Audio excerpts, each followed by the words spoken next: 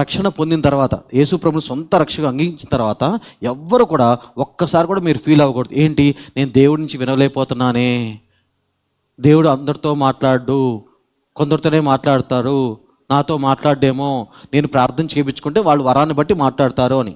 మీకు ఒకటి చెప్పనా, కృపావరం బట్టి దేవుడు మాట్లాడు. ఒకవేళ అది నిజమైతే అందరితో మాట్లాడకూడదు, దేవుడు కొందరితోనే మాట్లాడాల.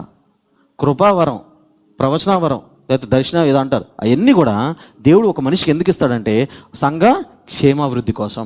ఇంకొక మాట చెప్పనా, వినండి జాగ్రత్తగా. ఎవరికైతే కృపావరం ఉందో వాళ్ళు, ప్రవచన వరం అనుకుందాం, ఆ ప్రవచన వరాన్ని బట్టి ఇతరులకి చెప్పగలరు, కానీ ఆ వరాన్ని బట్టి వాళ్ళు వాళ్ళ సంగతులు, వాళ్ళ కుటుంబ సంగతులు దేవుడి నుంచి వినలేరు.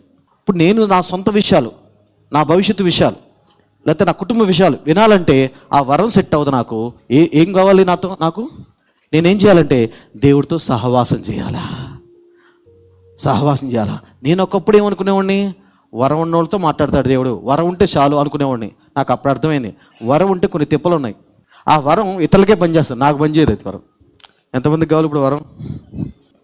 నేను ఒకప్పుడు నాకు అన్ని వరాలు కావాలి, ఇది ఒబ్బా అనుకునేవాడిని. తర్వాత అర్థమైంది, నేను బాగుపడాలంటే వరంతో పనికిరాదు, వరం ఉంటే నేను బాగుపడను, దేవుడితో సహవాసం చేస్తేనే బాగుపడతా. అది అర్థమైంది. అందుకని మీరు కూడా గుర్తుంచుకోండి, దేవుడితో ఎంత సహవాసం, ప్రార్థన, వాక్యం అప్పుడప్పుడు కాదు, అనిపించినప్పుడు కాదు, ప్రతిరోజు కన్నా ఉంటే ఖచ్చితంగా మీకు మీ కలైనా దర్శనమైనా ఒక మాట వినపడినా సరే ఆ దేవుడా దెయ్యమా లేకపోతే నా మనసు మాడుతుందా అని మీకు అర్థమైపోతుంది. ఈజీగా అర్థమైపోతుంది, తేలిగ్గా అర్థమైపోతుంది. ఎందుకంటే దేవుడు కఠినాత్ముడు కాదు. నీకు ఐఏఎస్ ఎగ్జామ్ పెట్టి నువ్వు పాస్ అవ్వు అప్పుడే నీతో మాడతా అనేవాడు కాదు. ఆయనతో ఉంటా ఉంటే ఈజీగా అర్థమైపోతుంది.